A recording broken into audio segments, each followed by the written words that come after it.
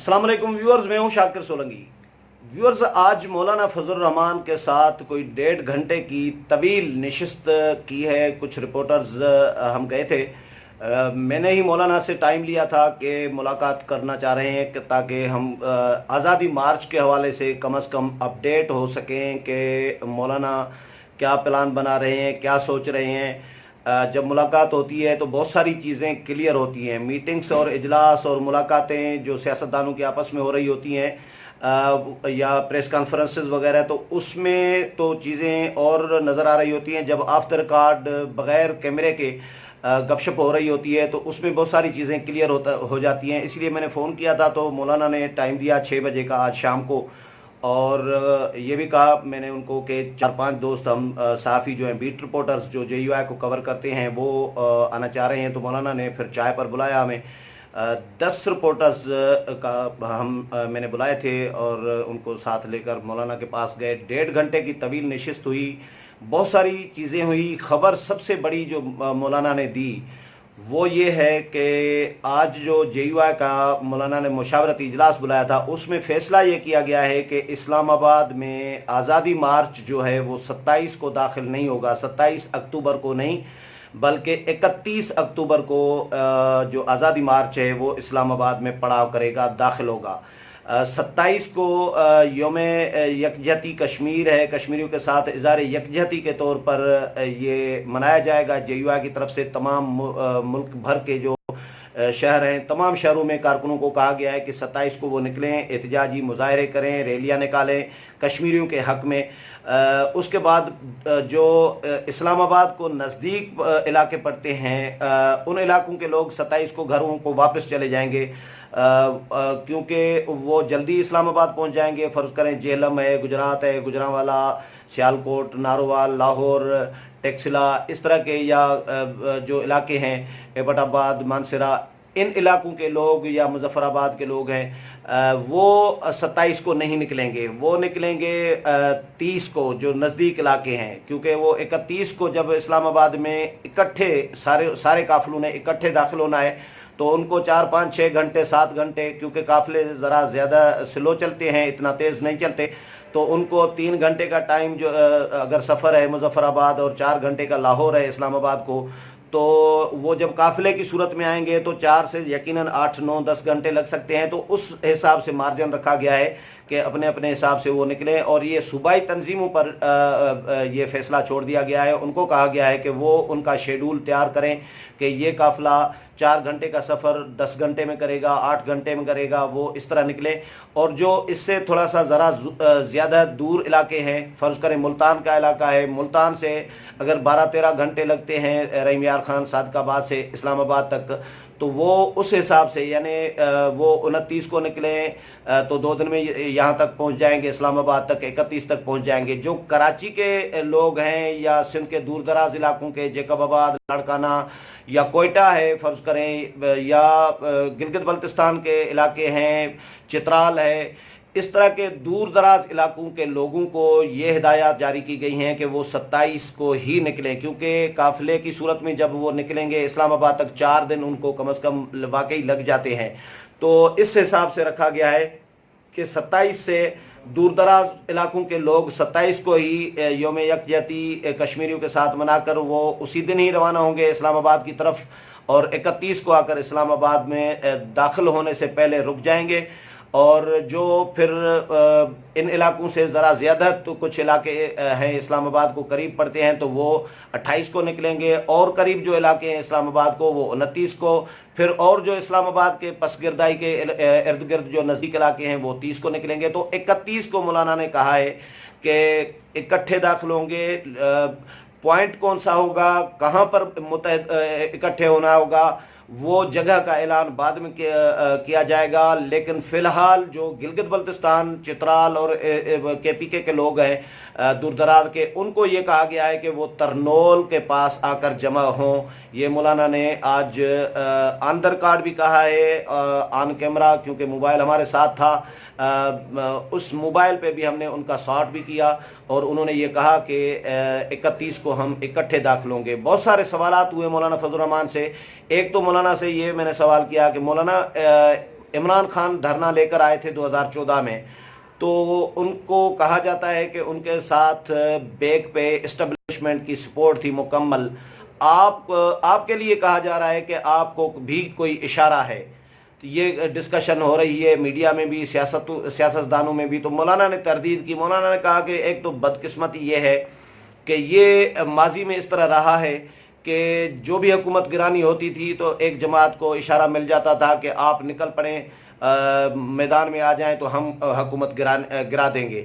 تو یہ COD تک چارٹر آف ڈیموکریسی جو طے ہوا تھا میاں نواز شریف اور محترمہ بینظیر بھٹو کے درمیان، وہاں تک یہ سفر ختم ہو چکا تھا۔ جب اسٹیبلشمنٹ نے دیکھا کہ یہ سفر تو سیاستدان تو آپس میں مل گئے ہیں، نون لیگ پیپلز پارٹی کی حکومت نہیں گرا رہی اور پیپلز پارٹی نون لیگ کی حکومت نہیں گرا رہی، تو انہوں نے بھی درمیان میں عمران خان کو نکالا، اور عمران خان کی صورت میں دونوں جماعتوں کو کے سامنے ایک اپنا جو ہے مورا جو ہے وہ کھڑا کر دیا۔ اور مولانا کا یہ بھی کہنا تھا کہ جنہوں نے چارٹر آف ڈیموکریسی پر دستخط کیے تھے، جن جماعتوں نے، ان جماعتوں کے خلاف اس وقت جو ہے وہ ایک ماحول بنایا گیا ہے، اور ان جماعتوں کی قائدین جو ہیں وہ جیلوں میں ہیں، اور سب کو بند کر دیا گیا ہے، سب کے راستے بند کر دیے گئے ہیں۔ تو یہ تاثر ماضی میں رہا ہے، لیکن اب وہ تاثر نہیں ہے، اب یہ اشارے بشارے والی بات نہیں ہے۔ تو میں نے ان سے پوچھا پھر آپ عمران خان اسٹیبلشمنٹ کی سپورٹ کے باوجود، میں نے کہا حکومت نہیں گرا سکے تھے کیونکہ سیاسی جماعت نواز شریف کے ساتھ متحد ہو گئی تھی آپ لوگ، تو آپ کے ساتھ اسٹیبلشمنٹ کی بھی سپورٹ نہیں ہے، کوئی اشارہ بھی نہیں ہے، سیاسی قوتیں جو نون لیگ اور پیپلز پارٹی ہے، بڑی جماعتیں، وہ بھی نہیں ہیں، تو پھر آپ کس طرح حکومت گرائیں گے اور کس کے سپورٹ سے یہاں پر آ رہے ہیں؟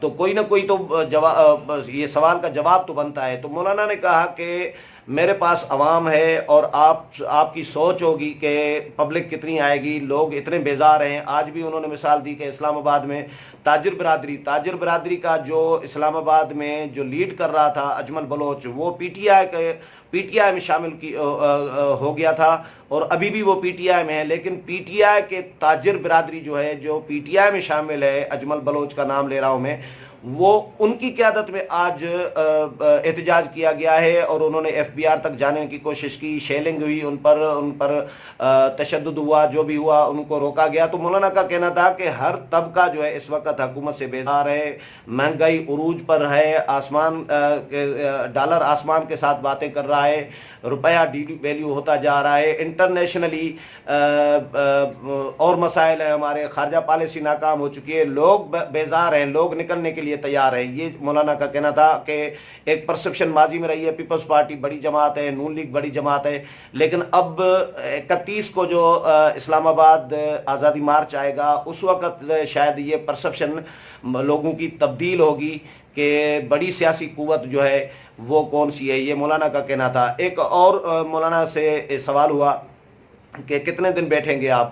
یہ صرف کیونکہ ان سے میں نے یہ معلوم کیا کہ پیپلز پارٹی اور نون لیگ، کیا یہ دونوں جماعتیں آپ کے ساتھ آپ کو قائل کرنے کی کوشش کر رہی ہیں کہ دھرنا نہ دیں، صرف آزادی مارچ جو آپ نے اناؤنس کیا ہے وہ اسلام آباد تک لے کر آئیں اور جلسہ کر کے آپ واپس چلے جائیں؟ تو مولانا سیریس ہو گئے اس پہ سوال پہ، اور انہوں نے کہا کہ یہ چیز کسی حد تک ہے کہ ہم دھرنا شاید ہم یہ کیونکہ ہم ڈیسائیڈ کریں گے کہ کیا کرنا ہے، کتنے دن بیٹھنا ہے، لیکن ہم ورکرز کو تھکانا بھی نہیں چاہیں گے، ہم ایسا بھی کام نہیں کریں گے کہ ورکر کو ادھر بٹھا دیں، ایک ہی کام کرا دیں کہ بھئی بیٹھے رہو اور حاصل بھی کچھ نہ ہو۔ 126 میں نے کہا اس کا مطلب ہے آپ 126 یا 120 دن والا سین نہیں کرنا چاہتے۔ تو مولانا نے کلیئر کیا کہ 126 دن کا ہمارا کوئی پلان نہیں ہے، دھرنا ہوگا وہ 1 دن کا ہو یا 2 دن کا ہو، لیکن بہت لمبا دھرنا نہیں ہوگا۔ مولانا نے بالکل یہ کلیئر کیا ہے، یعنی آزادی مارچ آئے گا لیکن 120 126 یا 20 دن کا بھی ایون اتنا بھی دھرنا نہیں ہوگا۔ اگر ہوا تو 2 سے 3 دن کا یہ دھرنا ہو سکتا ہے، اگر زیادہ سے زیادہ دھرنا ہوا، نہیں تو پھر یہ آزادی مارچ آئے گا، احتجاج ہوگا، 1 دن کا دھرنا ہوگا، اس کے بعد ختم ہو جائے گا۔ مولانا کی باتوں میں سے یہ لگا ہے، کیونکہ مولانا نے کہا کہ آگے ہم پھر دھرنے کے بعد اپنی اسٹریٹجی چینج کریں گے، مختلف طریقے ہیں ہمارے پاس، پلان بی ہے، پلان سی ہے، وہ ہم ڈسکلوز فی الحال نہیں کرنا چاہتے کہ ہم نے آگے کیا کرنا ہے۔ اور ایک اور بات مولانا سے ہم نے معلوم کی کہ آپ کس ٹائم پہ کہاں پر 27 کو خطاب کریں گے، 28 کو کریں گے، 31 کو کریں گے، یکم کو کریں گے، کب کریں گے، کہاں پہ کریں گے۔ تو مولانا نے کہا کہ یہ میں نے ڈیسائیڈ نہیں کیا ہے اور یہ میرا استحقاق ہے کہ میں ہی خود ڈیسائیڈ کروں گا، لیکن یہ اشارہ مولانا نے ضرور دیا کہ وہ کہاں سے نکلیں گے۔ وہ یہ بتایا مولانا نے کہ وہ امکانات زیادہ تر 90% امکانات ہیں کہ مولانا سکھر سے نکلیں گے۔ سکھر سے قافلہ جو نکلے گا مولانا کا، اس کی قیادت مولانا کریں گے۔ اور کیونکہ میں نے یہ اخذ کیا کہ سکھر سے مولانا نے کیوں یہ پلان بنایا ہے، مولانا کے جتنے بھی استقبال، جلسے، جلوس یا ملین مارچ ہوئے ہیں وہ میں نے دیکھے ہیں، ان کو بڑا آبزرو کیا ہے۔ تو مولانا کا سندھ میں جو استقبال ہوتا ہے، سندھ میں جو جلوس استقبالی ہو یا جلسہ ہو یا ملین مارچ ہو، وہ باقی صوبوں میں اتنا بڑا نہیں ہوتا جتنا سندھ میں ہوتا ہے۔ تو مولانا بہت بڑا کراؤڈ اپنے ساتھ لے کر آنا چاہ رہے ہیں، اس لیے مولانا نے یہ فیصلہ کیا ہے کہ وہ سکھر سے آئیں گے قافلے کی قیادت کر کے۔ ایک حکمت عملی یہ ہے سکھر سے آنے کی۔ دوسری حکمت عملی جو مجھے نظر آئی وہ یہ کہ اگر مولانا کے پی کے سے نکلتے ہیں قافلہ لے کر تو وہاں پر رکاوٹیں آئیں گی، بلوچستان سے نکلیں گے وہاں پر رکاوٹیں، کیونکہ حکومت پی ٹی آئی کی ہے دونوں صوبوں میں، پنجاب سے نکلیں گے وہاں پہ بھی رکاوٹیں آئیں گی، اور رکاوٹیں آئیں گی تو وہیں پہ ہی مولانا گرفتار بھی ہو سکتے ہیں، پھر مولانا کا پلان تھوڑا سا یعنی ڈسٹرب ہو جائے گا۔ جب سندھ سے مولانا نکلیں گے تو سندھ سے مولانا کی گرفتاری کا امکان کم ہے، وہاں پر پیپلز پارٹی کی حکومت ہے۔ تو مولانا جب سندھ سے نکلیں گے آئیں گے تو پنجاب کے سرحد تک پہنچتے پہنچتے ظاہر ہے 1 دن، 1.5 دن، 2 دن لگ جائیں گے، تو اس میں مومنٹم بن جائے گا مولانا کی تحریک کا۔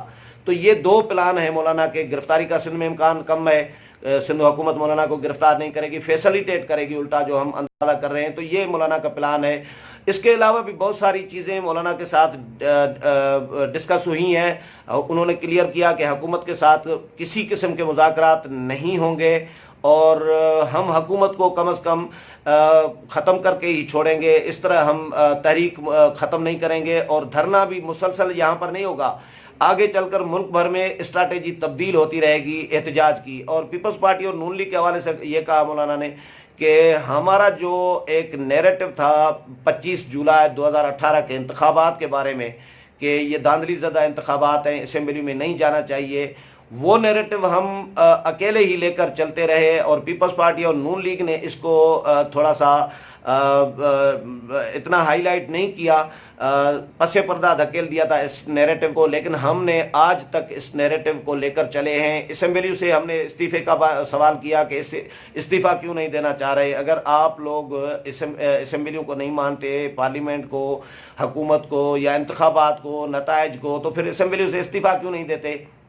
تو مولانا نے یہ جواب دیا کہ یہ میری اپنی ذاتی خواہش ہے کہ اسمبلیوں سے استعفیٰ دینا چاہیے، لیکن دوست نہیں مان رہے، دوست یعنی پیپلز پارٹی اور نون لیگ کی طرف اشارہ دیا۔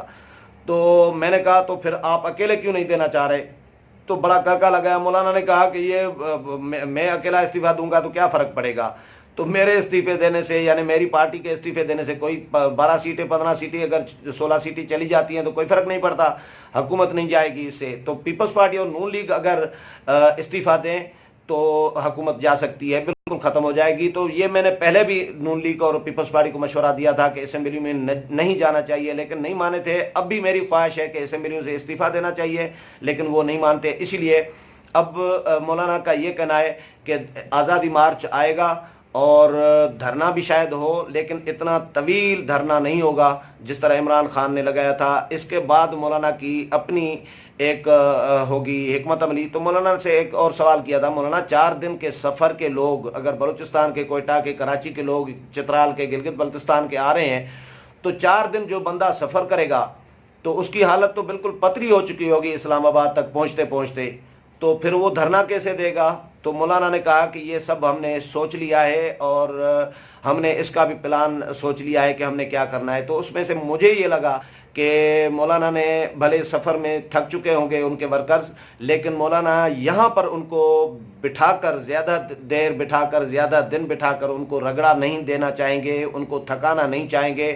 مولانا کا پلان اسلام آباد میں دھرنے کا بہت طویل یا لمبا نہیں ہے، اور آزادی مارچ جو اناؤنس کیا ہے وہ لے کر آئیں گے۔ اور یہ اگر پیپلز پارٹی بھی ہو سکتا ہے اس میں ساتھ دے مولانا کا، اور نون لیگ بھی ساتھ دے، کیونکہ یہ رہبر کمیٹی کا بھی کل گزشتہ روز اجلاس ہوا تھا، اس میں یہ چیزیں ڈسکس ہوئی ہیں. ہم نے بھی یہ کی تھی.